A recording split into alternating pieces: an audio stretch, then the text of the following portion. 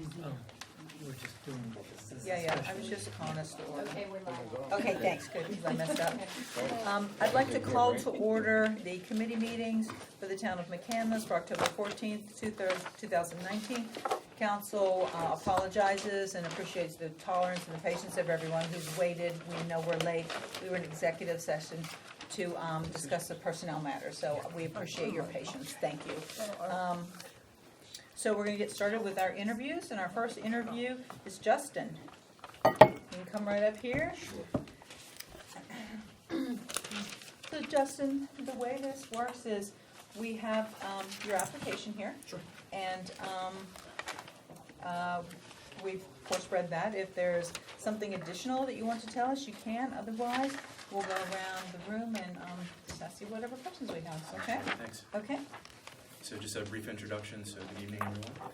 I'm Justin Amino. I've been in the area since 2013. So I'm a little bit of a resident. Just looking to give back to the community. I've been before, I believe, this council a couple times. Again, whoever's the most qualified person, obviously I want to get this, but if I can offer myself as a service, I'd be happy to do so. I'll leave it to your questions to see what you might have from me. Justin, what specific experience do you have in evaluating applicants for the police force? So I've worked with the federal government, so the Department of Homeland Security in particular, with Customs and Border Protection. So we helped reinstitute as far as a lot of their hiring practices across that organization. In 2009, they had at that point in time a little bit of a problem with some of the corruption activities that were noted. Some of them are high profile, some not so much. At that point in time, I worked with the Department of Homeland Security personnel to rewrite their entry of applicant system into that system.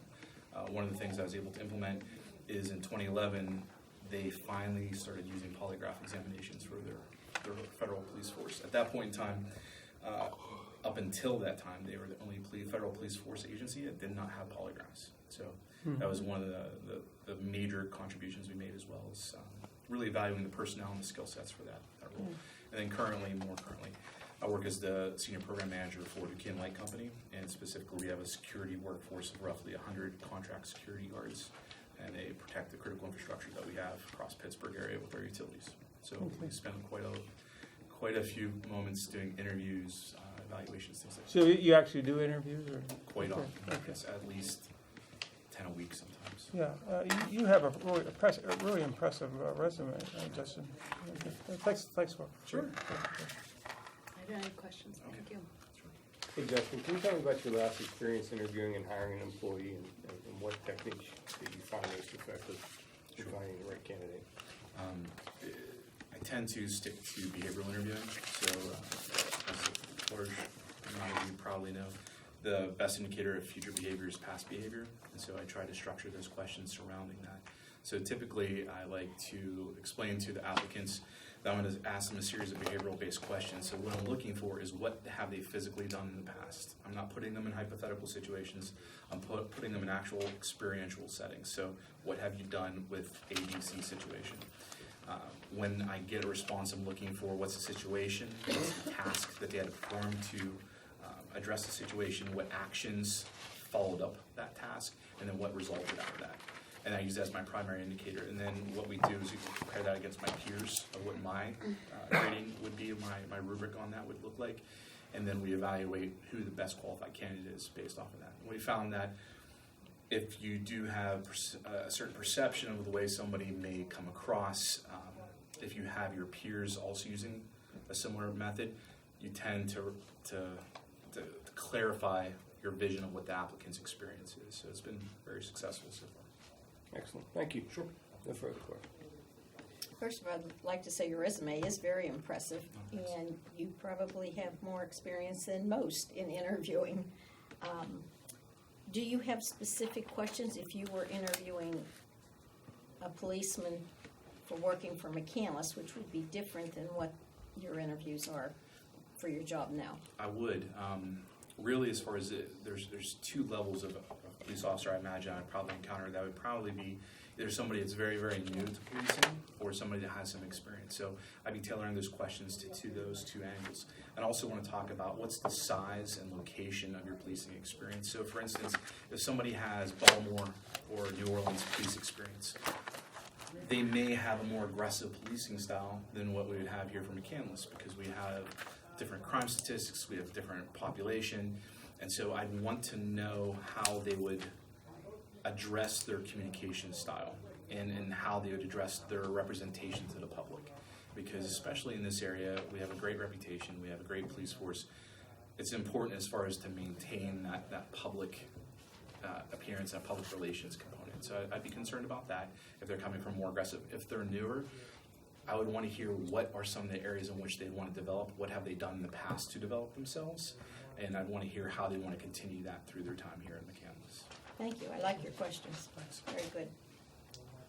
Mr. Amino, Amino. Amino. Just like the acid, yes. It's, I didn't know where to go with that. Acid, amino acids. Amino, not Amino. No, Amino. Amino. Okay. Yep.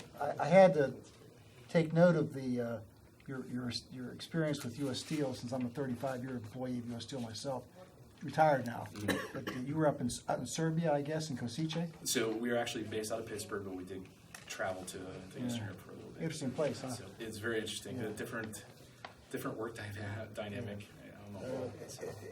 In terms of your, what do you anticipate your job being, if you have anticipations, in this personnel, in the personnel area?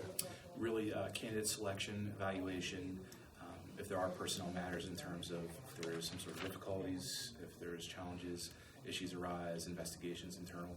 I have a special focus in anti-corruption. That is actually pretty much the trend of my career. In light of more recent news events, pretty appropriate, especially since I spent a lot of time in Ukraine, but that's a whole other story. As far as what I would expect is to really just evaluate what we have from a personnel standpoint and then try to support additional hirings and turnover that we would have. But as I read your resume, just correct me if I'm wrong, but your principal emphasis in terms of personnel evaluation was in the area of security and risk management. Correct. Is that right? Yep. Okay. Yes. It's a different approach than from a policing matter. Policing is peacekeeping, where security is more preventative. So it's a little bit of a different side of that security protocol that a lot of police forces have. It was good to meet you, and good luck with your Thank you. continuing career. Thanks, Sam. Enjoy it. I have no further questions. I Thank have you. no questions either. Okay, so if I ask you what it is to be a member of the ancient and accepted Scottish Rite of Freemasonry, you have to kill me. Well, listen, if you want to talk about where the Holy Grail is later, we can, we can go off record. I'll show you maybe a secret handshake. I don't know. But, yeah. That So. looks pretty interesting. No, it's fun. I'm a fan of history, and it's a nice philanthropy, too. Sure it is, sure it is. No, I have no questions. Okay. Thank you. Thank you so much for your Thank you time. for applying again. Listen, We appreciate that. if you need me, I'm here. So, Okay, all right. Thank all you so right, much. All right, thank you. Thanks. Thanks. Irene, Thank you Thanks. for coming. you're next. Everyone's getting a handshake. Yeah, we're all about handshakes. Hello, Hi. how are you today? I'm good. So I'm gonna just, for sake of fairness, I know you were here, but I'm gonna repeat it for everyone, because we just wanna be. Yes, you know. okay. And that is that we have your application here, and if there's something additional that you wanna add, something short, we'd be glad to hear about that. Otherwise, we'll just go around and ask you questions. Well, as I'm sure you're aware, my name's Irene Caliendo, and I think I have met each of you at some point for some reason, except perhaps you. Welcome. I have spent probably 30 to 35 years of my professional life in some aspect of hiring and training and disciplining and sometimes firing. And I would think that that would hold me in good stead in a position like this. I have a history of wanting to volunteer and to contribute to not only local organizations, but to the community at large, and have a real interest in participating. Very good. I just want to ask you again, just to augment on what specific experience you have to evaluate applicants for the police force. Well, specific to the police force, I will say that in all of my many years of work and and hiring and firing practices. I've not ever been responsible for any kind of security or law enforcement. So in terms of that, it's not specific. I have what I believe are transferable and applicable skills in terms of interviewing and being able to evaluate by judging and measuring someone's experience versus the overall fit with not only how I think they might fit into the organization, but their willingness to learn, their work ethic, which I think is extremely important, their judgment, and I think I have a pretty good record of successfully pulling that off, and I have to say that I feel that again over the years, especially as you gain experience and do this 1, 2, or 102 times, of selecting good candidates, and that I would hope that my personal experience and background would balance someone's that's more technical or more into the law enforcement. Okay, thanks a lot, Ray. Would you support, so talking about the polygraph test, would you support using that method for potential police officers? You know what, to tell you the truth, I cannot answer that question with any amount of certainty. I think it's certainly something that might make sense in this particular area. I think the trustworthiness of people in general, but most particularly in authority roles, community authority roles like police officers, it's important to know that they are truthful and have the highest level of integrity. But I think I'd have to know a little bit more about the pros and cons. If we don't do that currently, why don't we do it currently? So I guess I'm not opposed to it, but don't know definitively where I might come down on that one. Thank you. Irene, can you tell me describe some of the techniques that you find most effective when you were interviewing to get the right candidate? Well, one thing that I learned, and is particularly difficult for someone like myself, is to not do all the talking during the interview. Good to know yourself. Yeah, yes, Good it to know is. It yourself. is. And so you need to find that balance and just say enough about the position, explain the position, tailor it specifically to what that individual's experiences might have been, and then just let them answer the question in as full as they can, as fully as they're able to. And then I think it's also important to follow up on what they said. So not just have a list of questions and go through them in a rote-like fashion. That it needs to really be an interactive process. And so if in the course of them answering a question about what would you consider to be your greatest professional achievement, and they might say, well, I was head of a department and did all of the policies and procedures, delve into that. Say, well, how large was the department? What was the budget? How many personnel? Exactly what kinds of policies and procedures did you develop? What was your technique for coming up with what that policy and procedure should be? And so I think it needs to be interactive. And I also think it's important to take note of the kinds of questions that the applicant asks, and to see what kind of insight that individual has, and also the curiosity level that they have about the particular position and organization.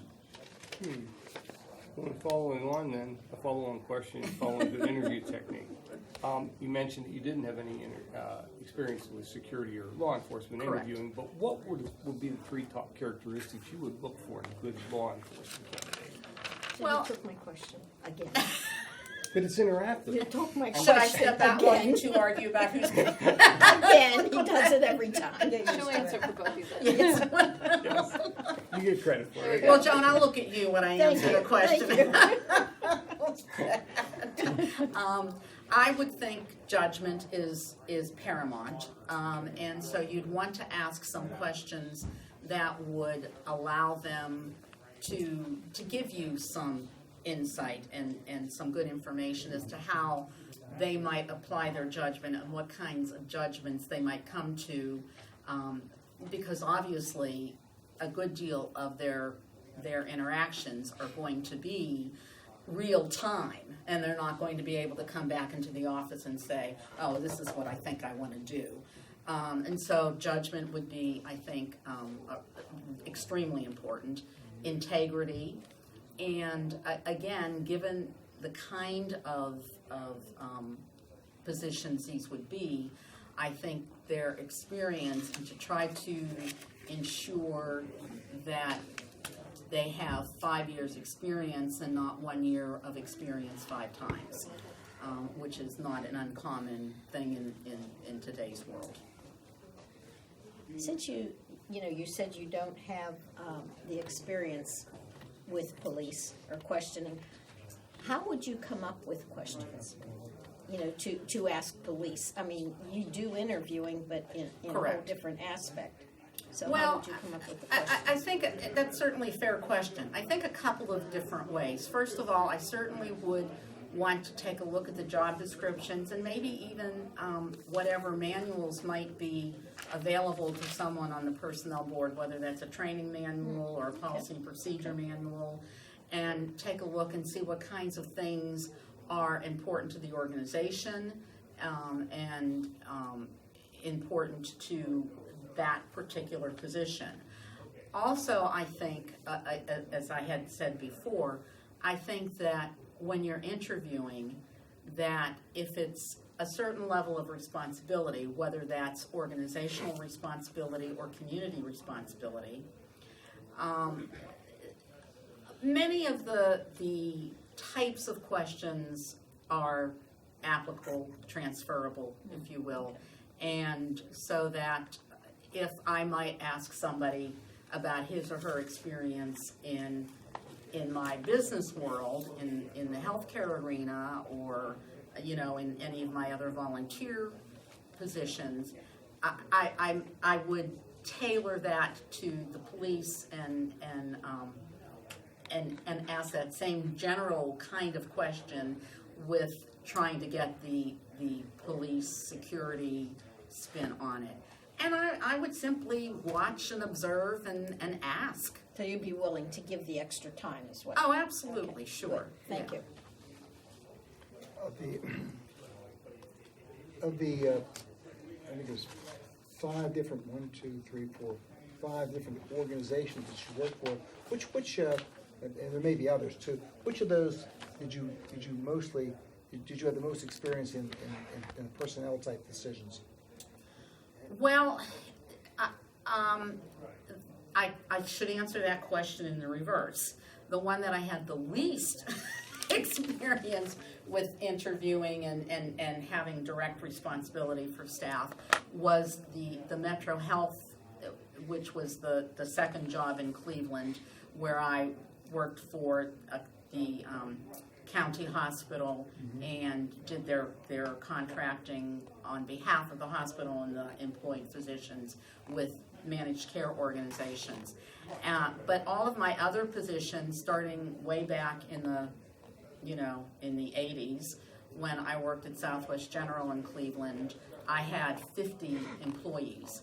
And I was directly responsible for hiring and training and disciplining and each of those. Now, those were, to give a little more specificity to your question, those types of positions were clerical and entry level. But then if you move on up to the Health America, Coventry, Aetna, depending on the company's name that day of the week,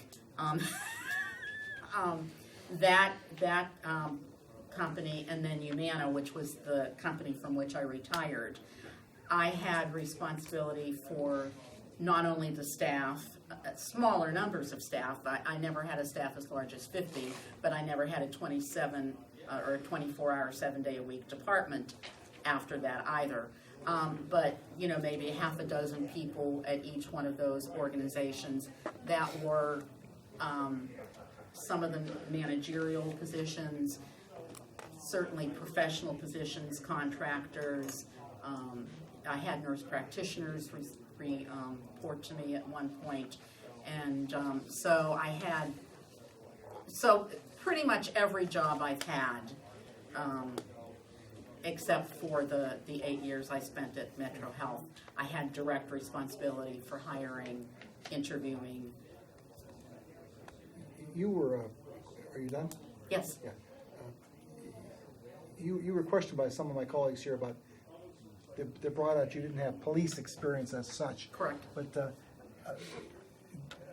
I presume that the techniques that you have developed over the years in these other positions, applying personnel, for lack of a better way to put it, techniques, could easily be transferred to other areas such as the police force or even other things. I think so. I mean, I think that when you're trying to determine an individual's communication skills, when you're trying to see just how they might fit into a culture, and when you're looking to try to ascertain levels of judgment and what they now call, you know, emotional intelligence,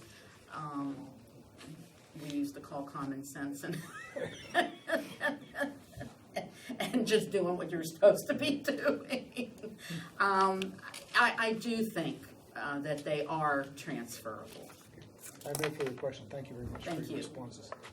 Any more questions? They got all mine too? All right, thank you so very much. I Thank appreciate you. it. Nice to meet you. Charles? Thank you. Thank you so much. I think that's yours. Was that- Yeah. I have my way in. Nice to meet you. Thanks. Hi. So, the way this works is we have your application before us, and we've read that, and if you have something you'd like to add, something special that maybe isn't on here, we can certainly be glad to hear that. Otherwise, we'll go around the table and ask whatever questions we have. Thanks. Okay. My name's Charles Connolly, and I live in McCandless with my wife and my 2 daughters. The community and the police department are very important to me. I'm a military veteran, and I have experience as a teacher and a coach. I've been on the personnel board for 3 years now. It's been a wonderful experience. I have greatly enjoyed it. I've learned a lot, and I think we've done some good things in terms of revamping the hiring process and making sure we get the best police officers possible, and I would like to continue on with that. I've enjoyed working with the chief, and with my experience with our police force, and from what I hear from the community, we have a fine police force, and I'd like to keep it that way. I just was wondering, Charles, you said you're a current member of the Personnel Board. Does the Personnel Board have specific questions to ask the police candidates? Yes. Oh, they do? They do have questions, okay. And I was just wondering, where do you teach? Do you teach? Pine Ridge Home. Oh, Pine Ridge? Yeah. Okay. I don't have any further questions. No, that's okay. I don't have any further questions. All right, thanks. I know your questions too, thank you. Well, Charles, having someone that's I guess your assistant, liaison, or I'm sorry, Alternate. member or alternate? I'm sorry, Alternate. alternate, thank you. Do you have any recommendations for us on changes in procedures and protocols with the Personnel Board? Well, the Personnel Board mainly serves as a hiring committee, but if you look at our charter, it can also be used for consulting with the town of McCandless and with the board here. So I don't think it would be a bad idea if some of the members of the council would consult with Personnel Board from time to time when it comes to dealing with police matters. You know, as you know, we had some things that were in the spotlight recently, and I think the Personnel Board could have offered their advice on some of that, but I'm not aware of myself or anyone else being consulted on that. That's excellent. And you heard the earlier brief discussion about polygraph tests. Has that ever been considered on the Personnel Board? Yeah, we discussed it. The chief had some ideas of what a candidate would fill out an application and then what they'd be asked in the polygraph. So yeah, it would be definitely part of the hiring process. I'm just wondering though, since most of these things were in executive session and we're not, we're not allowed to discuss them, I mean, do you see how, Gavin, do you see how, I'm saying that most of these things are in executive session. Do you see how we could come to the Personnel Board and bring up something to them? I was just flipping through the administrative code while this gentleman was talking, just to take a look at the. I hate to put you in a spot. Yeah, the enumerated powers here, and nothing's jumping out at me specifically that comes to mind as being a good fit, but that's not to say that we couldn't explore the option. Okay. I was just wondering how it would. Yeah. It's just. Okay, I'm sorry. That's fine. No, please, thank you. Charles, thank you. Sure. Thank you very much. Since you are on the Personnel Board, do you have specific questions that you would ask police? What I'm looking for is that with the hiring process we have, the physical fitness test, the interview, the written test, we know most of the people that would make it to the interview know how to be police officers. But what's important to me is, do they want to be a McCandless police officer? Because I think we've had some police that it's not that they want to work in McCandless, it's that they'd like to get away from another department. So it would be important to me to, yeah, sure, make sure they can do their job as a police officer, but also I'd like to know, what do they know about our community, what do they know about our police force, what do they have to offer to this community, and what does it mean to be a police officer here? We sure want them to be able to protect us, but this is definitely a job where they've got to get out of their vehicle, they've got to talk to people, they've got to know who works in what store, they have to know this community, and that would be what I want to get at most. I like your questions and your attitude. Thank you.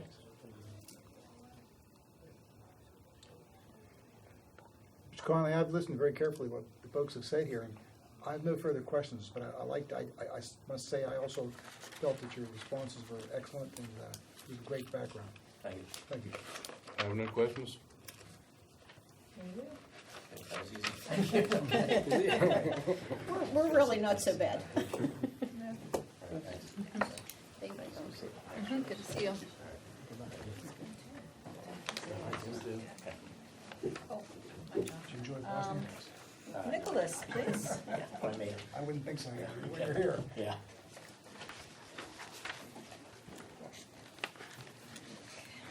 Hi. So we have your resume and we've looked over it. If you have something you'd like to add, feel free. We'll just go around the table and ask you questions. Okay. All right. Thank you everyone for having me in here this evening. Thank you for waiting patiently. Oh, of course, no problem. My name is Nick Nance. I've been a resident of McCandless since my youth, a little more than 25 years now. I have applied for town authorities, boards, and commissions here in the town before.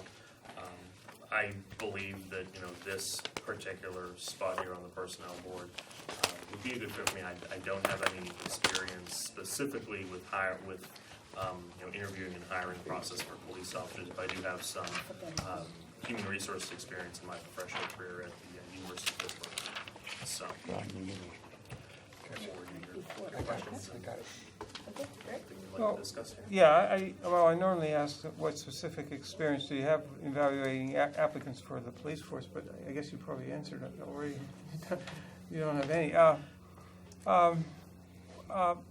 So the personnel board duties and powers and duties to solicit and evaluate applicants. How would you go about evaluating the applicants? I think for me, for a role like a police officer, it has to be more of a holistic approach. I know that there are,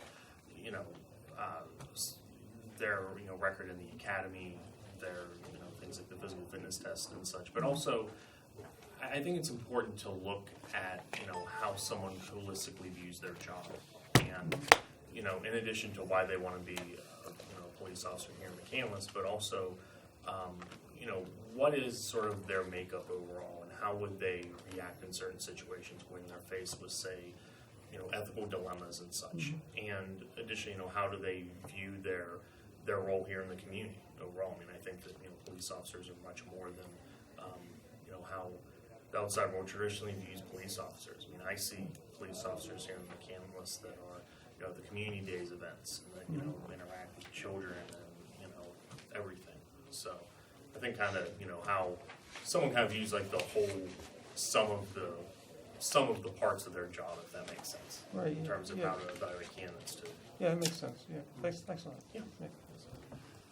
I just noticed on your resume, so you worked in Thursday's office. Was that during like the summer, like a summer vacation, May to Essentially, August? like a summer internship. Yeah. Okay, Yeah, that's I didn't do anything of like a political intern or of a political nature for Mike. It was more kind of constituent services and kind of working on projects as part of my master's degree. Okay, thank you. Nicholas, when Charles was talking, he mentioned a great point. When he interviews folks, he wants to make sure they want to actually be a McCandless police officer. Sure. What steps did you take to prepare for tonight's interview? Did you do any research? I did a little bit on, kind of figuring out the process of, how other communities, just general kind of, how the police hiring process works. And, I looked at the bit on the website here about the personnel board. Sadly, there's really not much there, and I assume that the reason that there's no meeting minutes or anything is because most of it is probably, of a very confidential nature. And, overall, I just kind of came here, prepared to, talk about sort of roles within the town, some, whether it's my experience or just sort of, holistically kind of the role that police officers have here in our community. Do you have any particular techniques that you found effective in identifying or in interviewing candidates for positions at the University of Pittsburgh? Sure. Many of the roles that I was involved in, kind of the interviewing, hiring, kind of candidate evaluation process was, kind of more staff administrative roles, things, like finance, accounting, HR, student services, what have you. And one of the prior candidates up here mentioned something about behavioral-based interviewing. I think that's something that can be a very important tool. And I think that overall, and this is something that, I try to bring to, my manager and such in my department, kind of trying to bridge someone's qualifications versus the best that you can do for kind of a projection of how they'll perform in that role, or kind of, I think, what we sometimes commonly refer to as the fit of someone.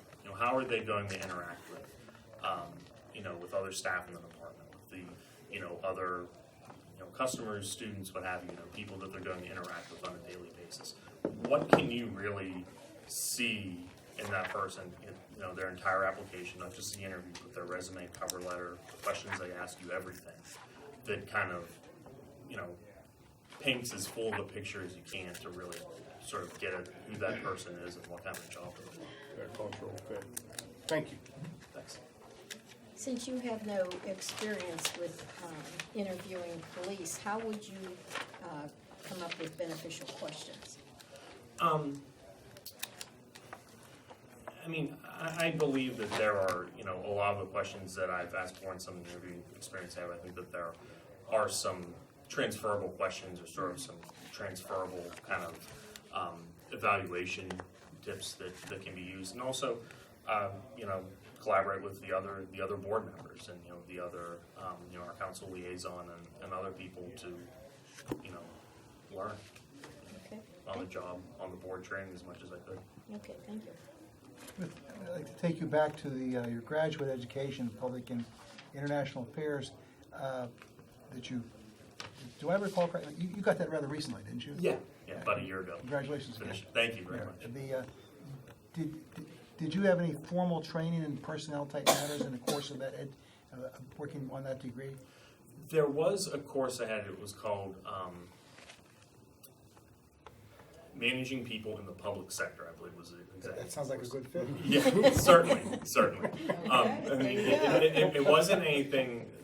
There's where you find your questions. Exactly. I mean, and I specifically remember there was another, a lot of group work for that class. And another one of the groups had like an interesting case study with, dealing with controversies with police officers and, kind of different ethical dilemmas and such. But, it's, that really is the only thing specifically that I can remember that focused on police hiring. But yeah, I mean, I think that it's, just kind of being in that mindset, kind of the whole recent education or university mindset. Thank you very much. Kind of, yeah, educates me. Thanks for your thoughtful responses. Yeah, absolutely. No questions from me? None for me either. Okay. Thank you so much. Thank you very much. Nice meeting you. Good seeing you. Thanks. Thank you very much. Terrence? Thank you very much. Thank you very much. Good seeing you again. Down to the S's. Almost at the very end.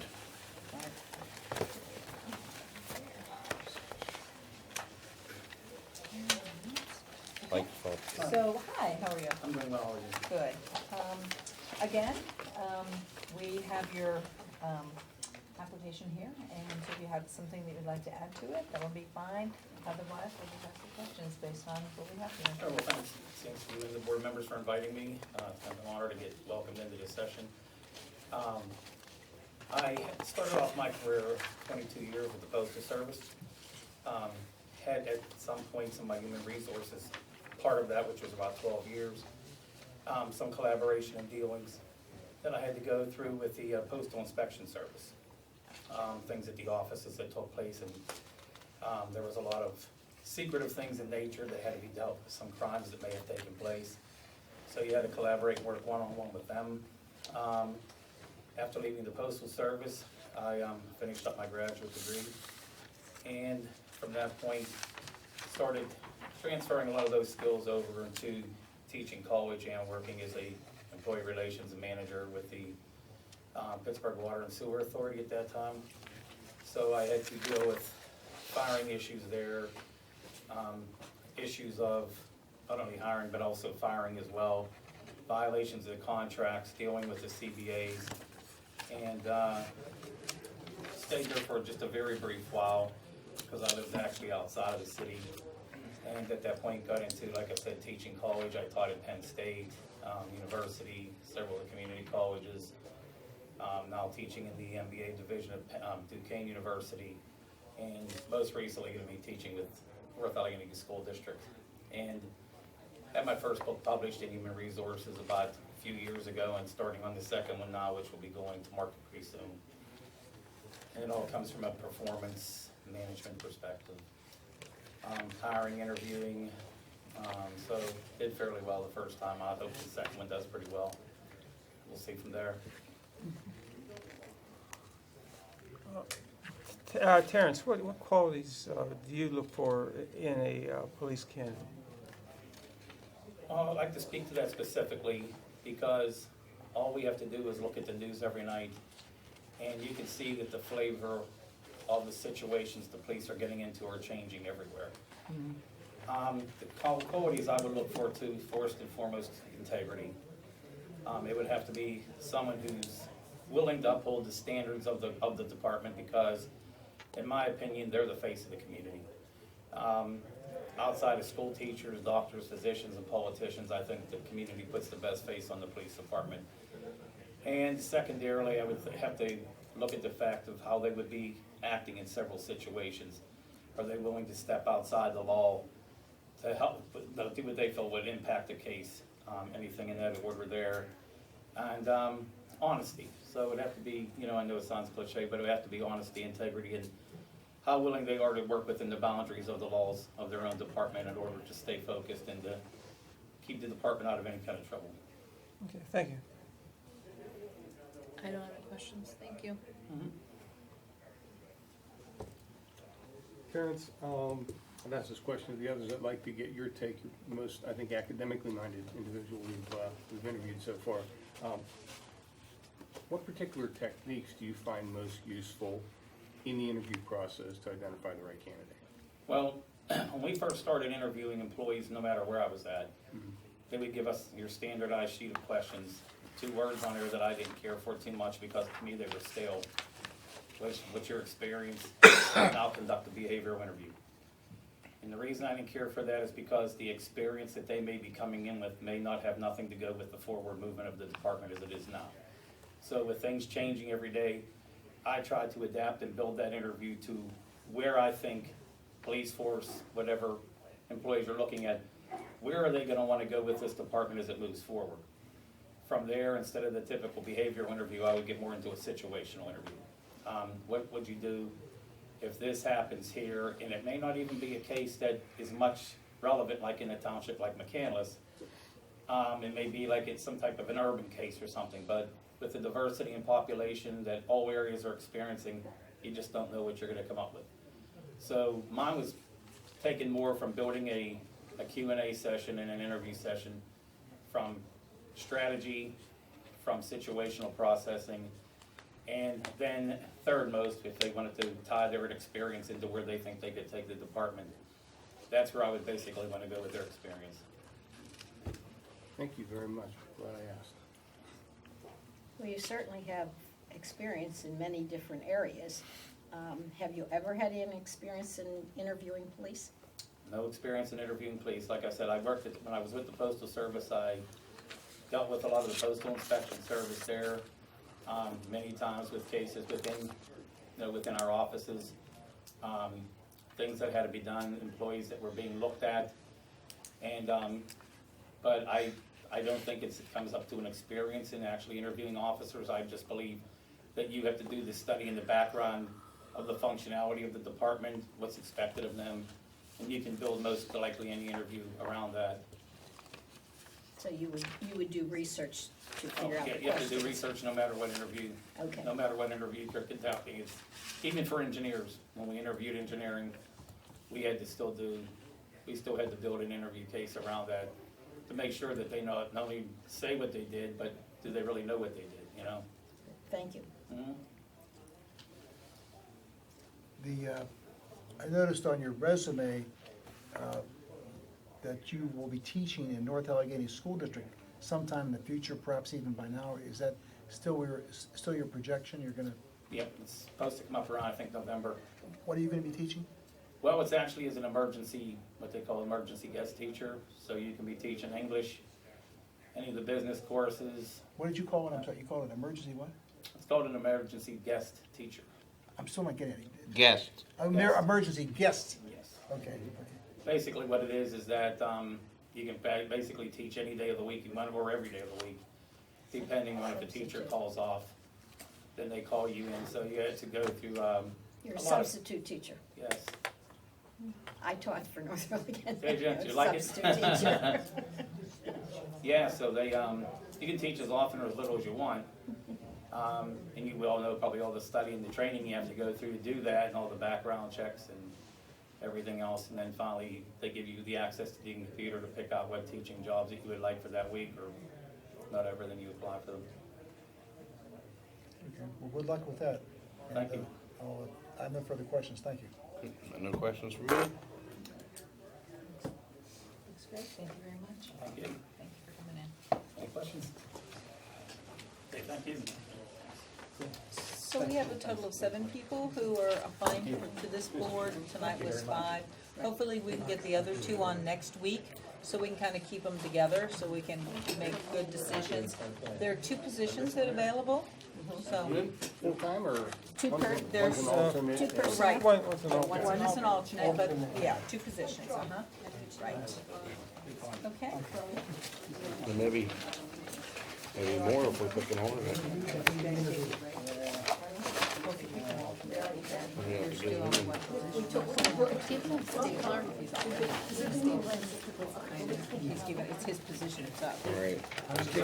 Just getting warmed up. Now we're starting. So I'm gonna say,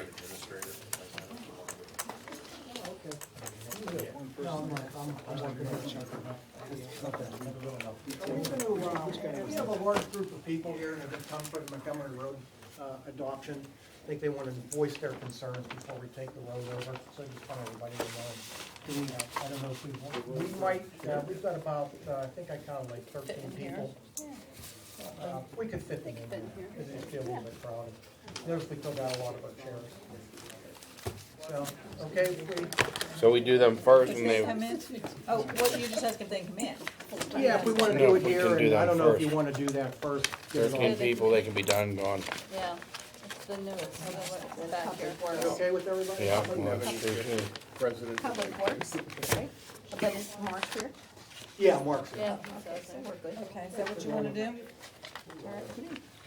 And that So was- do we want to just call to order the whole Public Works meeting or just go straight to 4? Let me see where it is. Public Works number 4. Okay. Yeah, that's fine. Yeah, Just go to 4 and then skip back to Service Committee? Is that what we're doing? We're gonna do number 4? Let's just do all of Public Works in order, we don't need to We'll be done with confuse Public anybody. Works. Good idea. Public Works, Is Mark here? call to order. I'm sorry, you're talking He has to call to order. Yeah, I know. Give me one. Did you say Mark's here? Yes, Mark is here. Oh, he is? Okay, I'm going to call to order the Public Works Committee meeting. We've got a Public Works activity report, Mark Sabina. Is he out there? Oh, here it is. You're on, Mark. Sorry, I didn't expect that. Going out of order slightly. Yeah.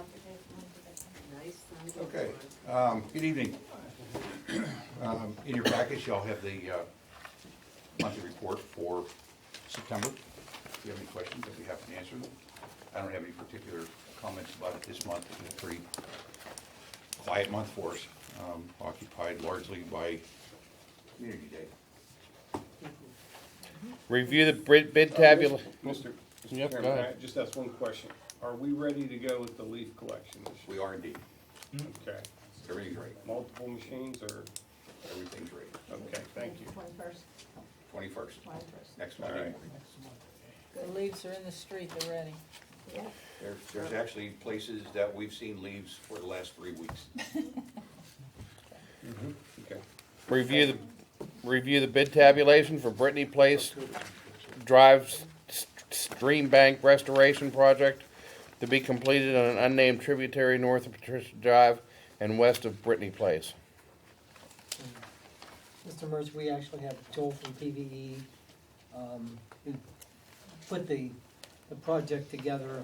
He can give a brief report on the bids and the tabulation.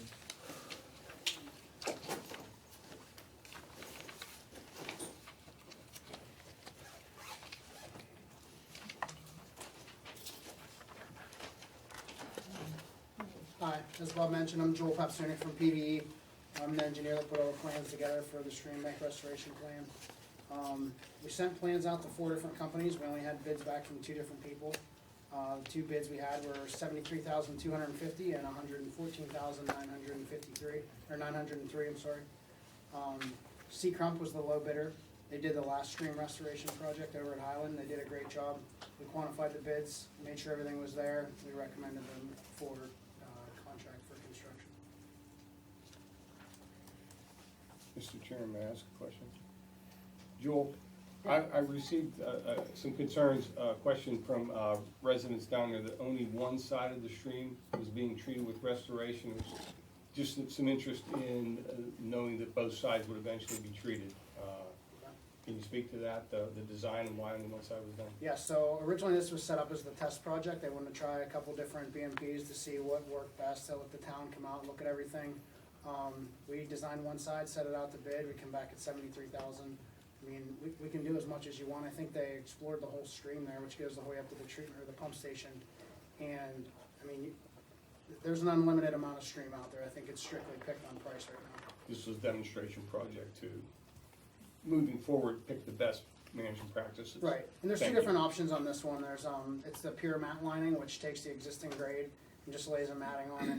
And then there's also a pure wall, which is for a steeper embankment. You can build it up in different slopes. You can go from a 1-to-1 slope to a 2-to-1 slope with the two different options. Okay. Well, Now thank there's you. also riprap. Got it. That answers my question.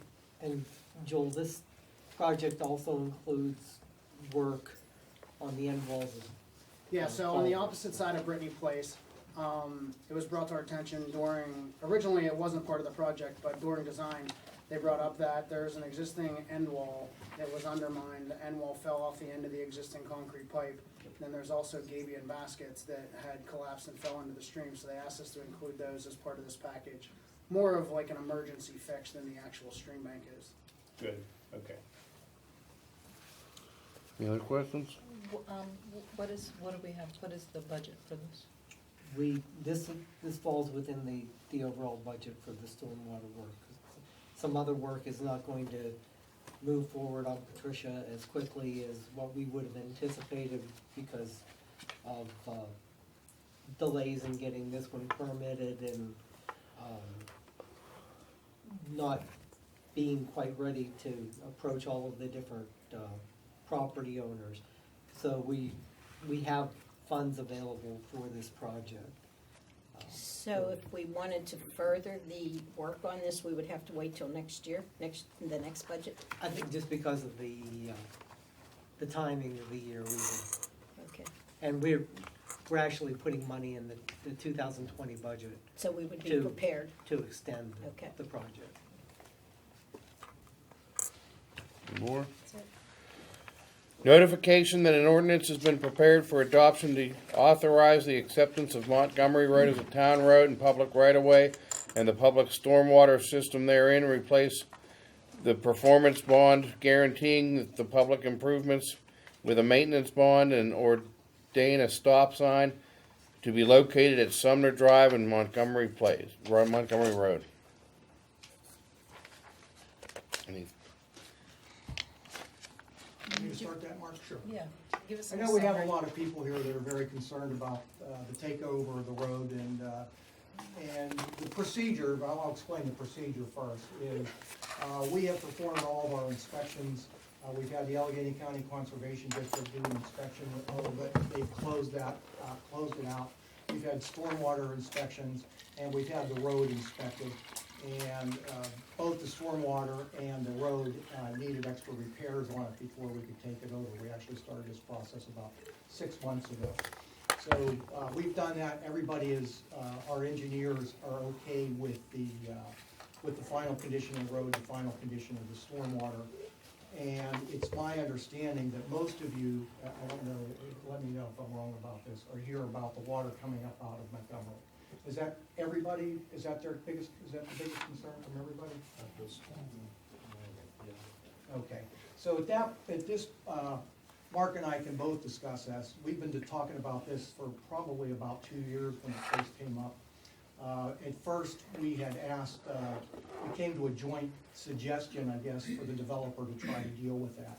And it was our belief at the time that when they put the sanitary sewer in, that because there are two different methods that were used, the old method for the old Montgomery Road and the new method that they use with the backfill, that the backfill, which is mostly loose gravel, is acting as a conduit for the water.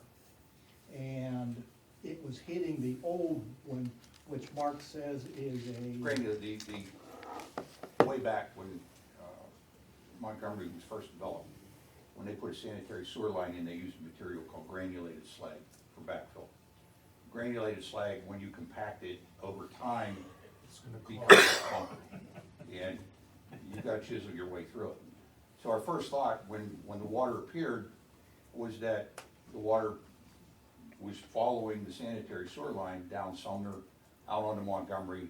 It hit the manhole where the granulated slag was at, stopped there and had no place to go but to come up out of the ground. That seemed to be a common sense kind of thing.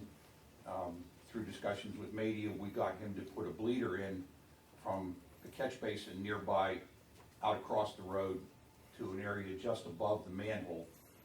I believe it's a 6-inch perforated pipe that's in there in stone. We thought that was gonna take care of it, because there's no other visible source of the water. There didn't seem to be any other reason for the water to be there. So he completed that work. It seemed like it worked for a while. We had a few heavy rains and the water appeared again. With that, I had Westview Water come over, and they took samples of the water. They sounded the water mains on Sumner, Babcock in the area over there, and on Montgomery, and found no leaks whatsoever. In addition, with the water samples that they took, their first claim was that they couldn't find any chlorine in it. Chlorine leaches out of water very quickly when it runs through soil. It takes it right out. The only chemical that's in there that doesn't get removed while the water runs through soil is fluoride. They claim, with all the testing, and they've tested it several times, the claim is that there's no fluoride in the water. So we kind of gave up on the idea about it being a leak on a water main up there somewhere. And PVE, who Joel works for, his predecessor, Andy Banfield, and Dan Diceroth from Gateway Engineers, and a couple other people from Gateway Engineers, we've all looked at it. We've looked at it, I can't tell you how many times we've been over, to try to determine where the water might be coming from. We could go over there and dig holes all over the countryside and maybe not find water. Obviously, the water's there. So the last thought that we had was to start at the basin where the bleeder line comes in, dig a trench from there, right behind the curb, up to the intersection of Sumner Drive, going as deep as we could reach in hopes that we could find the source of the water and cut it off. I did what's called a PA1 call, notification that you have to make before you dig, and I got a response back from, I guess it's People's Gas now, that they have a gas line in there, and it's a 2-inch line, and when they looked at where I wanted to dig, their line was right in the way. So the only way that we can do this work is to first pay People's Gas to move their gas main out of the way and relay their gas main in that area. When we talked about that, they didn't get to the point of actually giving us a price tag on what they would charge to move that gas line. The point was that where we kind of started to stumble with it was, okay, we pay for them to move the gas line, we dig a trench up through there and we don't find water. Now what do we do? So it got to the point where Mr. Court was still here, he and I talked about it, we talked about it with Andy Banfield and with Gateway, and the decision that we kind of came up with was, it's not too far down the road that we're gonna pave Montgomery Road again.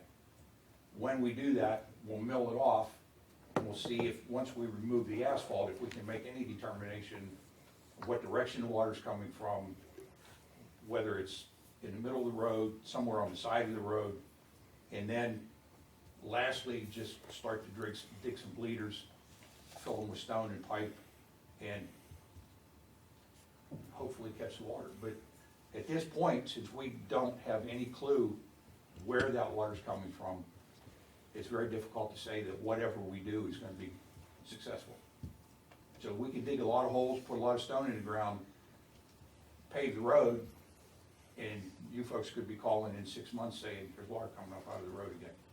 And then we're back to square one trying to figure it out. So I was just talking to Joel tonight.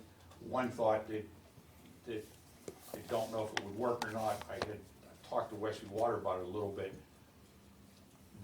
When they know there's a leak somewhere, but they can't locate it, and the gas company does the same thing, they'll go along and just drill holes in the road. And they might drill 5 holes, they might drill 50 holes, and see if they can get a stronger presence of gas, or if they can get water to come up out of one of those holes, then they know they're at least getting close to where the hole's at. If it was a water main leak, wouldn't it do it all the time? It would, and that's one of the other things that Westview Water argued with me about that if they've got a leak on a main, or somebody's service line up there's leaking, the water's gonna be there. Maybe it got worse over the 2 years, there'd be a Right. big spout going up in the air. You're right. So it's, that's the puzzling part, because it's there, and then it disappears. Are the manholes in, I live on Montgomery, they're not on the road. Are There's a couple The in the middle of the road. sanitary? Yeah, the one that they tapped into is right in the middle of the road. Yeah, when they built that, they had to run down and they had to remember when they repaved the road, that part of Yeah, the they road? went down to, the first house on the road. Yeah, exactly, David's house. How long will it be until we pay Montgomery? I mean, how long will Well, I we didn't have to know wait? we were gonna get this detailed tonight. I don't know exactly. I have it planned out, but I don't have the year with me tonight. I don't think it's too far off, but I don't know for sure. What would be the chances of getting it moved up a little bit, like to next year? Well, we could. I think the important thing that we need to discuss is how much money do we want to spend, since we don't know where the water's coming from. There's gonna be a price tag, for instance, getting the gas line moved, and then whatever number of test holes we have to drill, or whatever number of places we have to dig, because typically, the drilling companies are gonna charge per hole. I don't know what that charge is, but they're gonna charge per hole to drill. So it would help if we had some sort of an idea where the water's coming from. But I haven't, both of our engineering companies have been there. Westview Water, who obviously chase leaks all the time, they've been over there numerous times and had a couple of their older guys who are pretty good at just walking around with divining rods or whatever, and they're able to find water. They've all been over there and haven't been able to look at me and say, it's right in this area somewhere. The closest they've come is, we don't know. So, Mr. Chairman, did this water problem exist prior to the development of the Sumner Hill site? I think it was there, but probably not as much as there I've is been there now. for 12 years, and I never saw water in the center of that road until they started developing that area property. Out of It bubbles out of the road. Have you Yeah, seen it? And I would say it got worse after whatever was done 2 years ago. You said a bleeder line, I'm not sure I understand that. Where's it bleed to?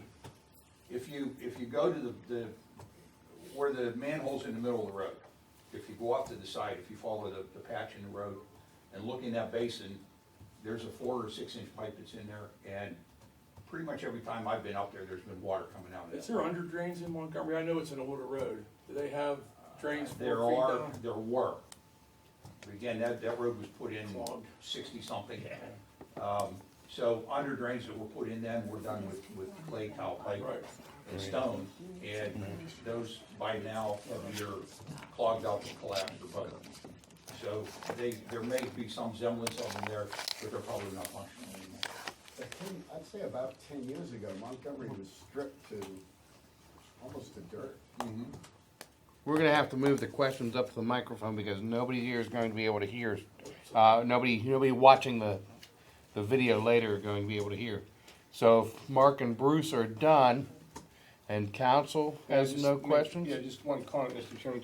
It just concerns me, I'm glad these folks brought their concerns tonight, because it concerns me that we are contemplating approving the stormwater system, removing the bond and all responsibility from the developer without knowing for sure where the water's coming Right. from. That's my concern here. Right. But I'd love to hear the residents. Right, I think that's where we need to go. If there was no water there before, can't we go back to the developer? We don't wanna take this road over if we're Yeah. having this problem. That's That's a our good problem. question. That road has been in for 4 years? 5 years? 2000, I thought we started, I can't remember, I thought it was more than 5, yeah, about 5 years. Did you say 5 years? I'd say more. It's longer than that. 2012 is when they started. I think 2008, they started stripping the trees. That's when we had a lot of problems. That's when we had a whole lot of problems. One of the things I wanted to say though, Mark, was at one point you said that they also put a new gas line in. One of the gas companies put a new gas line in around the same time. That's probably within the last 3 years. Yeah, last 3 years. About a year and a half. Yeah. Is that all it was? Okay. And they didn't do everything. No, I know. They you did replaced everything. probably 70% of the. Right, so it was after the leak started, after the water started running. Yes, right.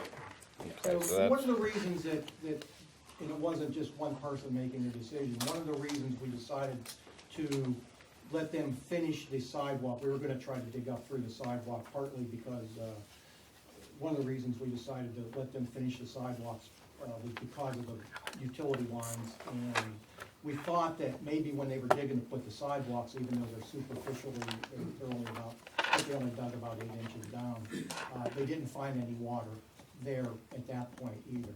And there is water coming out at various points on the upper part of Montgomery Road, which is a relatively new development. That didn't happen, that wasn't happening in the beginning when they put Sumner in. So we've got water coming out at various points along the curb line on the opposite side of Sumner also. So it isn't just water coming out at one spot. And it's coming out, it's, Joel, you might be able to help with this. One of the problems we had with trying to assign responsibility for it was the way that the water comes out. And with that bleeder line in there, why is the water coming out so far up? When you've got about 6 feet of fill with gravel in it, why is water still coming up out of the road? If it was coming from Montgomery and then going across the road and coming up out of the road, across the road, how's it traversing that sewer line? How's it getting across that sewer line at that depth? So it's gotta be an enormous amount of water if that is what's happening. And we're thinking that, you know what, it's, the likelihood of that coming from Sumner is less and less. So that's part of the reason we came to the conclusion that we came to. Are there under drains in Sumner? well, we gotta, Okay. we have to wait until we I can. believe there are. Where do they go? I don't They think would they go can into the take basement. this They're down to come All right, to the chamber. we really have to do public comment on the mic, or people aren't gonna be able to hear. So do you two have anything extra to No, go with? that's all I Council, have. And- have anything extra to say? Okay, now we'll take public comment on the agenda items. So you'll have to come up to the mic, give your name, and we'll go from there. My name is Nathan Wolf. I live at 1590 Montgomery Road.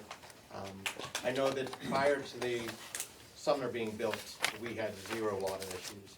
My backyard is now a swamp, and we're having water blowing out of the middle of the road. I know Mr. Betty, I remember the engineers from Mr. Media's company assured us that there wasn't going to be any additional water directed towards our houses. Somebody forgot to carry the one because a significant volume of water is now coming towards our houses. It wasn't there prior. So, but it seems like we're kind of, like, hey, the big guy on the hill is getting the important stuff and the little guy at the bottom of the hill is getting everything that rolls downhill. Thank you. Any other public comment?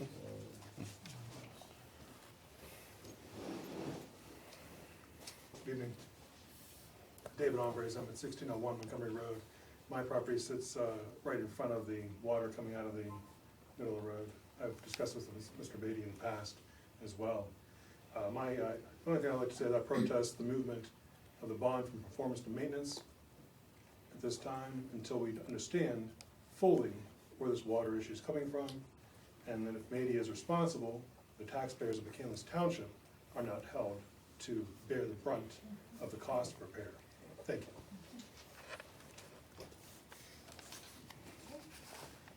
you. Any other public comment?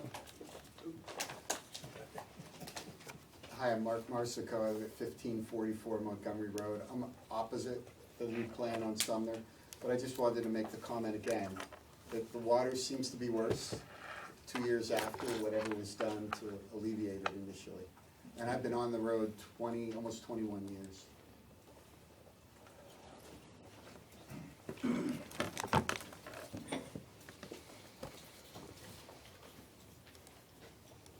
Hi, my name is Larry Shermansky. I live at 1584 Montgomery. We purchased a home 3 years ago, had a home inspection, no indications of any leakage or any drainage problems. Now we are faced with a major problem with water drainage. And due to the fact, I'm thinking it's due to the fact of the new plan up there on Sumner, so hope we can resolve this.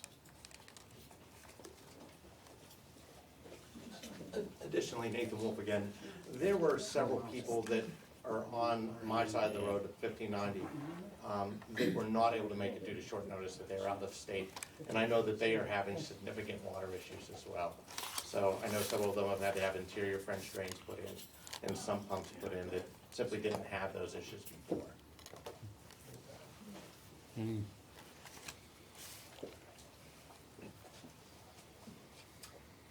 I'm Andy Zadnik. We're at 1602 Montgomery, so we are right across from David's house, and we drive through the pool of water when it's coming up to the road. Just to reiterate, like people have been saying, certainly, there's always water. I mean, the soil around here doesn't drain all that well, so we've always had some water in the yard. But, the minute they removed every stick from the hillside and didn't leave anything green, those first storms, and Bruce talked about the initial problems. I mean, it's just been ongoing, and we are one of the families that had to put in an internal drain in our basement just to try to address that. So just to reiterate what the issues are. Thank you.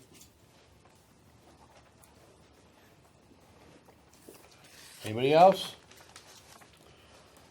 I hereby close the Public Works Committee meeting. All right, that, Services. yeah, You'll start from the beginning. sure. We're gonna move on to the Services Committee meeting now, so if anyone wants to head out. No offense, Thank you. thank you all. Thank you for your time. Thank you. I'd like to call the Services Committee meeting to order at this time and ask for the fire marshal. I'll give you. He was out there. Okay.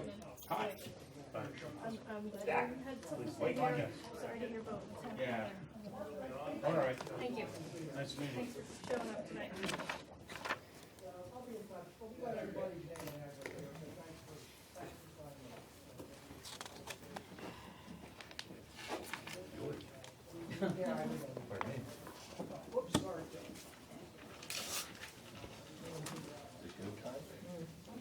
Yep, you're up.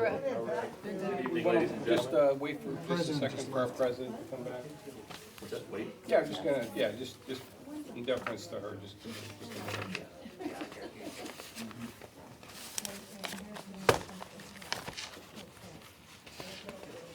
Start. Okay, Madam President. Thank you. Fire Marshal Stack, please proceed. Thank you again, and good evening again.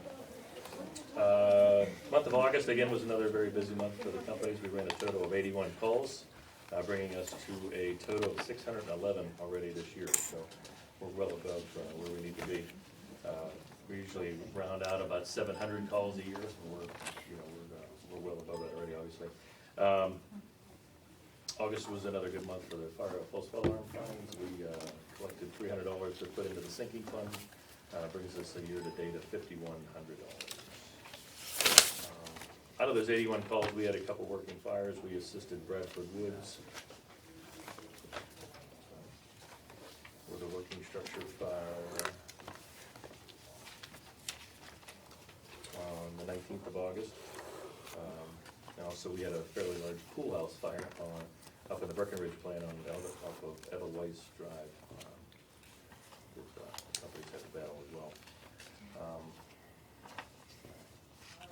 Other things from fire prevention, public relations, just a couple comments. As you see there, August 21st at LaRoche LaRoche University now. We had fire safety and live fire extinguisher training for all their RAs, which are the resident assistants. So we trained all those every year before their college semester starts. 22nd of August, North Allegheny Intermediate High School, the teachers in-service training. Myself, the chief, as well as Detective Egley, and a number of others. We had the teachers in-service training for active shooter and fire evacuation, trauma, first aid. as well as we had members of the bond detection canine team come in and teach the teachers what we're looking for.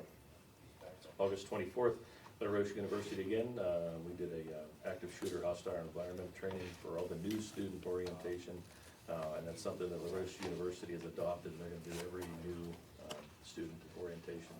They're going to have us as part of their training when new students come in. Thank you. Any questions from council? Item 2 is presentation of the annual funding allocation to McCandless Volunteer Firemen's Relief Association. And we'll be doing that Pardon? at the business. And that'll be on the agenda for the business meeting. All right? And at this time, are there any questions from council? Hearing none, is there any public comment? Okay, then the Services Committee meeting is adjourned. Thank you. Zoning committee? Call the order of the zoning committee. There's nothing on the agenda really, but I would like to revisit I read the case, Hess versus Warwick, which was mentioned in the memo that Gavin gave to me. And I would like to council to consider putting a limit on the number of dogs that a person can have, using the zoning code also, in addition to what we have as a general offenses code, using that as a weapon, because these people are really upset. They don't show up at a meeting after they show up at a meeting, general business, regular business meeting after regular business meeting for I think 2-3 months now, and I think that we can. And I think putting a limit on the number of dogs and number of cats, not necessarily if you have 5 dogs, you can't have 5 cats, but put a maximum number of dogs, let dogs stand on their own, and a maximum number of cats. I think that would go a long way in appeasing these people. Guys. Again, we're a lot of control in the town as far as people who have responded to any polls are extremely against this, in the 98% range of against this. Well, they could show up at the meeting and tell us, say we put a limit on you can't have more than 6 dogs, and say we put it up, and then we. Well, again, what are we talking about? Let me just finish.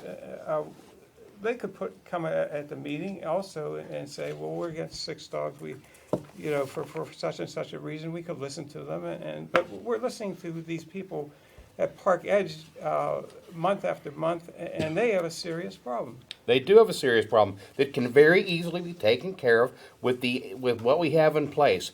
It has not been done in the past. It needs to be done in the future. But you're basically targeting the entire town because of one woman's actions. Well, I'm targeting town for right now, but yeah, we could listen to the people. Why not propose something? Because there are people with more than 5 animals already. There are people with more I'm than not 10 saying animals. I'm saying dogs. And for cats, we could use a different number. I don't perhaps even 7 or 8 cats. There are people that can handle 100 animals. There are people that can't handle 1. Well, you go after the violations, the nuisances. You don't go after the people who are managing their lives and their animals fine. Okay. Well, how many? Okay, I guess this public safety. I wonder how many calls have been on dogs. I've already pulled that out Yeah, from my 5, notes. yeah. Well, we Yeah. rolled these. Barking dogs 3, wild animals 22, dogs, cats at large 5, animal bites 2. So is that more than the last month? This is a recent report Yeah, I pulled out. yeah. But is it? I don't can have you the last compare? month with me, so I don't know. We can ask, but Lieutenant Oaks. yeah, that was going to be my question. Okay. Well, I'd like you to just consider it, and, is anyone for putting a maximum number of dogs and a maximum number of cats? Well, as I understand it, is if we set a number, those people who already have 100 cats or dogs, they're grandfathered in, so it doesn't change what they have, Steve. So I'm just We are trying to- still targeting people who who have animals that are not harming or even known to their neighbors. You can. This was probably the most tilting away from Greg's suggestion poll that we've ever put out on the open discussion page. Nobody wanted this. I think there was one woman or something that wanted it. One woman thought this was a good idea, and everybody else said no. But anyone else on council want to So consider this? what would be your idea? Well, Helping these people. And helping the people, go after the people who have dogs going out and attacking people, who are sicking their dogs on people, who have their dogs up all night barking. Don't go after the people who might have, I don't know if there's anyone with 10 dogs and no one's ever heard their dogs bark. Mr. Chairman, in support of the idea of trying to help those people in some way, I would certainly support approaching with an open mind other solutions that might be available. I also worry about the animals' welfare. In the last several months, we've seen a number of circumstances, not just in McCandless, where people, well-meaning people, have overextended themselves with animals in their homes, dogs in particular. And I'm not sure that just the current nuisance ordinance is enough to protect the welfare of those animals and protect the quiet enjoyment of the neighborhood. And so, if there are other options available, I would certainly be amenable. I know that some items were passed on, we understand from public comment. I would entertain reviewing those. Yeah, and why don't we come up with some ideas. get a number among ourselves? We'll just throw it to the public and see.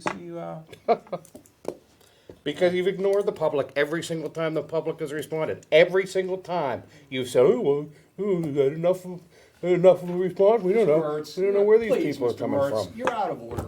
Come on. I'm not out of order. Yes, you He keeps are. bringing the same thing up over and over again when most of the town, or at least most of the respondents, do not want this. I am not disagreeing that limiting the number of animals specifically is the right solution. There are other ways to put protections in place based on a number of animals, sir. We have one woman We should look at who has those ideas created with an this open entire mind. problem. No, we've seen this in Ross, we've seen it in other We have communities. one woman who has created this entire problem. One person has Well, created this let me entire just- problem, let's, and we have not started I'm an going after expert her on for this that yet. matter. Bruce, do you want to? I was gonna suggest that, we have already started with the planning commission. Sandy had collected a number of ordinances from around the area. Bob has given us North Fayette's ordinance. We just got another ordinance, from somewhere else. We've got about 10 ordinances that we have looked at. We disseminated into the planning commission, and we're prepared to start the discussion. And we could do a review and come back to council with a review of what we're seeing out there, and council can take it from there and further discuss it. Well, I understood that was on chickens, bees, and ducks. We have dogs too. Oh, do you have dogs? We did dogs, we've been talking about the dogs for a long time now. Okay. This isn't a new subject. Okay. So we're prepared to do that. Okay, great. Okay, As well as the chickens. No, yeah. Chicken. I'll leave it at that, and, And if and anyone, unless go ahead. and if anyone has anything that they want to submit, any of their ideas or suggestions, then I think, then you either get them to Bruce, and then Bruce can get them to planning, so they can look at some of those things, because somebody might have just a great idea that is the answer. So Yeah. if you have suggestions, or you know, oh, they do it over here this way, and it's really working, then submit that, because we can look at everything and see if we can come up with something that will be amenable, will be palatable for everyone, We and did not put protect that it. on this agenda, but we can easily, we can start the discussions in Okay, November.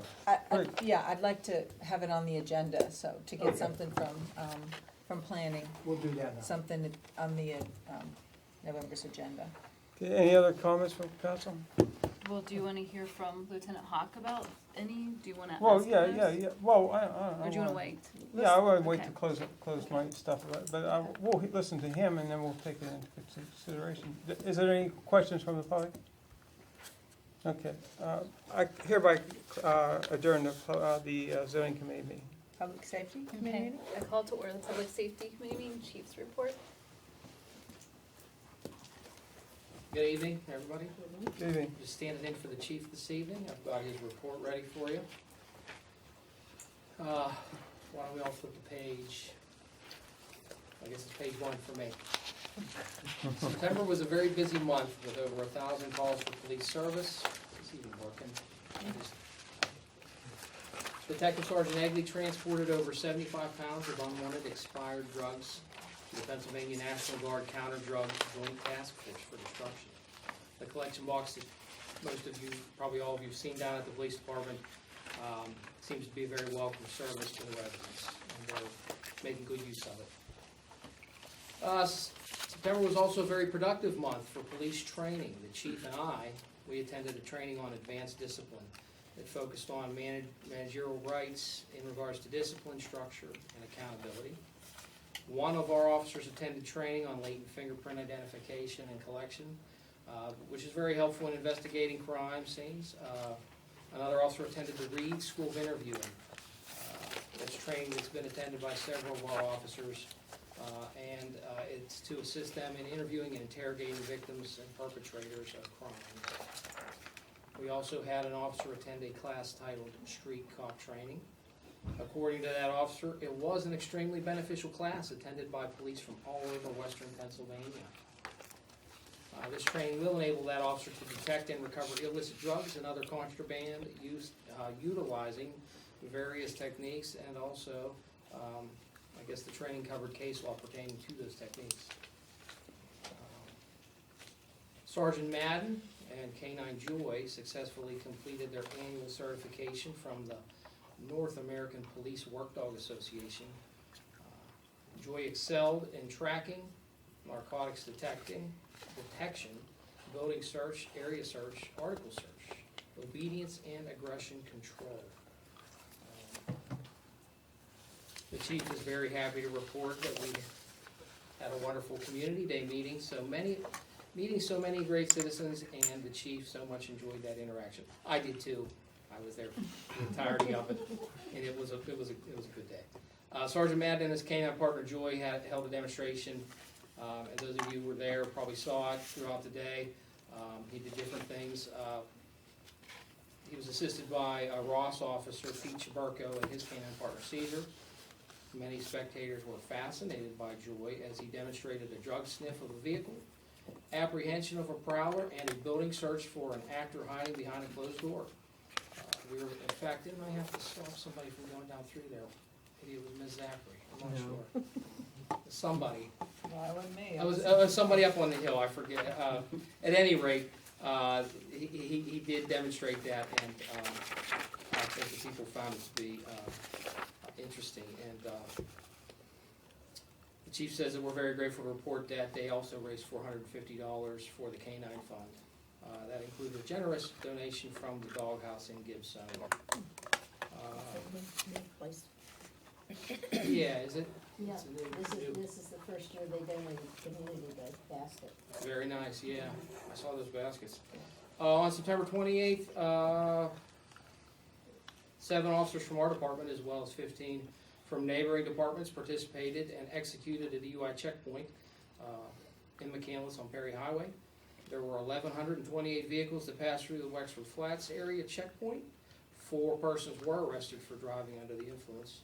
1 person was arrested for possession of a controlled substance. 22 citations were issued for various vehicle code violations, and 1 warning was given for a child seat infraction. The chief also asked me to announce that the 2018 McCandless Police Officer of the Year has been chosen and will be announced soon. So, quick question, under the animal complaints, Yes, do ma'am. you know much about the barking dogs? We have 3 of those, wild animals, 22. Can you give us any history about these calls and what's going on with them? And I know the chief has asked the officers to have maybe not quite zero tolerance, but use their discretion still, but basically have zero tolerance for this. Apparently it's been, I apologize, I haven't been to any of these meetings, but it's been a bit of a problem lately here. So our officers I've instructed the officers to take that approach. as you folks can see here, we have had a few calls regarding dogs, barking dogs, how many? There were 3 last month. Mm-hmm. I guess it depends on, I don't perceive that to be a great deal of them, but whenever our officers get them, they are to, barring some sort of other circumstance, they are to take appropriate action. Do you know if they're often the same person calling? You know what, Mr. Mertz, I could certainly research that for you. I don't know offhand. My guess would be that there probably are multiple calls. I know historically, if you've got a dog that's that's a problem, you're going to get multiple calls on it. So these 3 I can research for you folks and get back to you, or have the chief get back to you about it.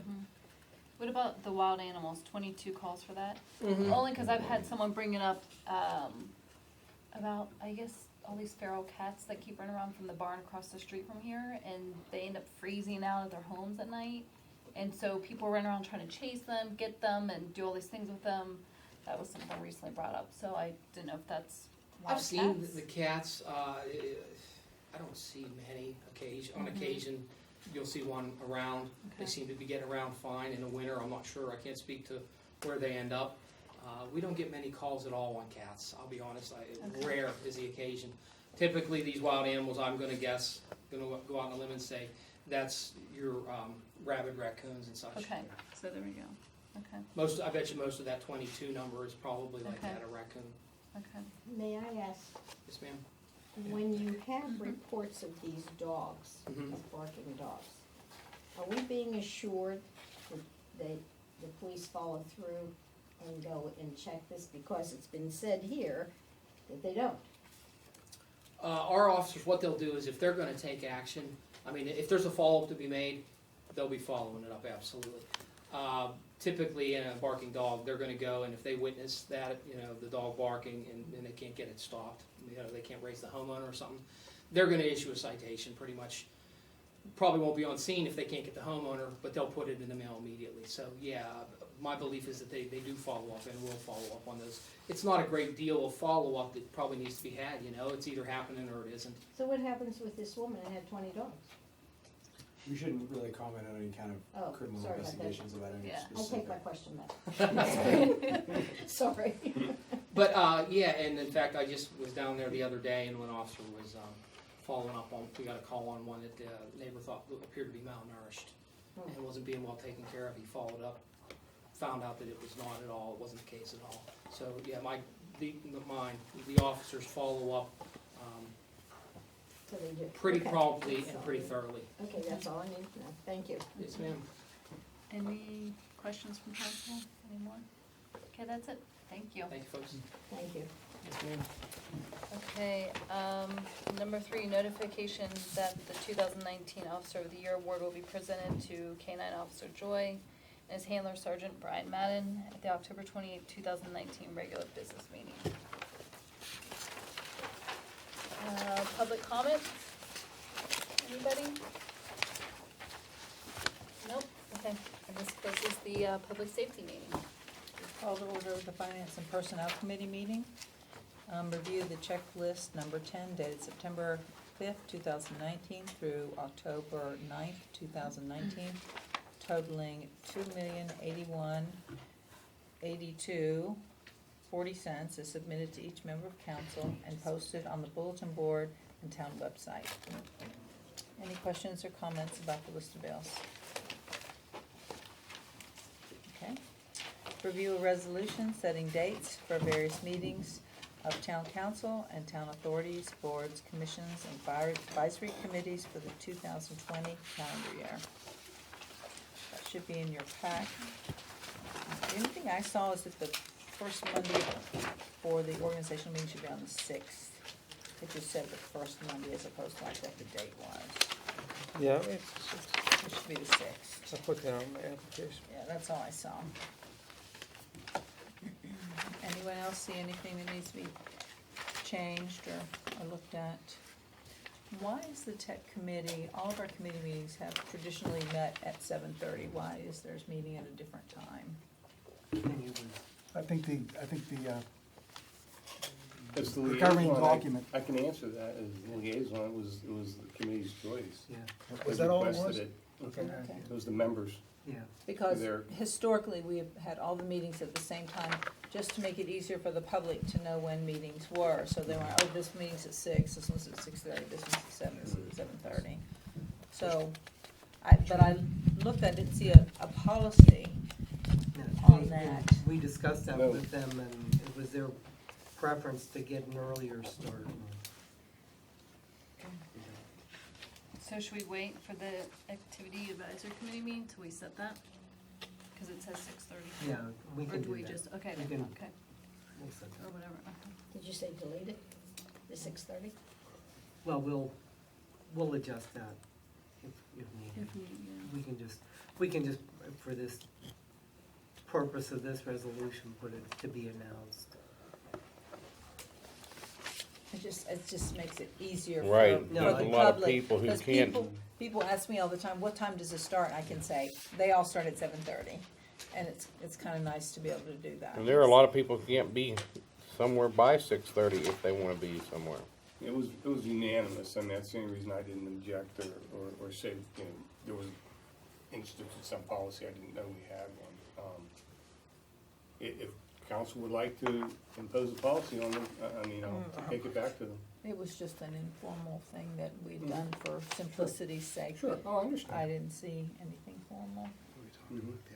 It is advertised on the Citizen and published in a number of places, so. 6:30 meeting. 6:30, yeah. Okay, review the monthly financial summary and dashboard report. Good evening, council. You have your September dashboard report and your report on year-to-date revenues and expenditures. You can see that we have caught up to last year in regards to revenues at 82% of budget, and that we are about 62% of budget for expenditures for 2019.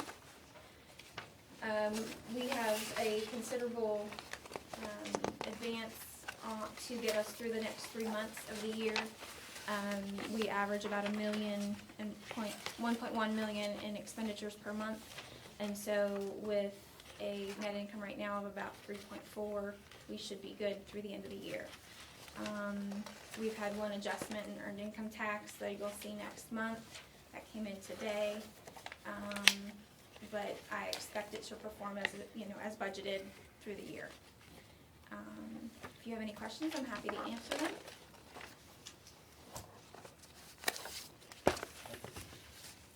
Thank you.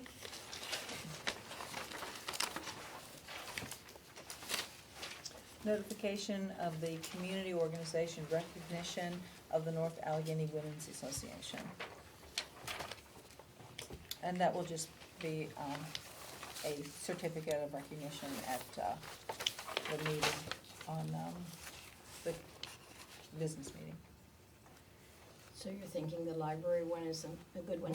Well, no, we can certainly. My discuss that. suggestion was possibly also that we give recognition to the library for their wide variety of programs, plus the Learning Garden, which is a new addition to the library, which took many years of work. Did you write that up and submit it? I did. She Oh, mentioned okay. it to me, we just, I talked briefly to Joanne this afternoon, but didn't have a chance to write anything up. Oh, okay, all right. But I just thought that we could add that too. Absolutely, Okay. absolutely. And we can, I'll get with you Sure. on, Okay. Seminars and conferences. a number of us attended the joint conference, I think was very useful. I think so. I think A the lot of good programs were good. information that came out of that. And I think that pretty much finishes them up for the year. Any public comment? Hearing none, close the Finance and Personnel Committee. I'd like to call to order the Recreation Committee. The update on proposed fitness court project, I'm happy to report that we have secured a full sponsorship for the fitness court project. Bob and John Bacharski will have a conference call later this week with the sponsor representatives to work out the details of the sponsorship, including making a more formal joint announcement. We're not announcing the name at this point until they've had their discussion. Number 3, update regarding the Notorious North Hills event hosted by the Financial Development and Promotional Committee, which is the Heritage Center, on October 17th, 2019 at the Rose Barn in North Park. The tickets are sold out, and I just thought I'd like to mention, we had sponsorship donations from Tucker Arnsberg, thank you, and Comcast, which is pending, right? And in addition to other smaller donations. The event takes place this Thursday. Would you mention the time? Starts at 6:30. Doors open at 6:30. Any comment from council? Any public comment? That concludes my recreation committee. Motion to adjourn the committee meetings. So moved. Second. Adjourn. Not bad.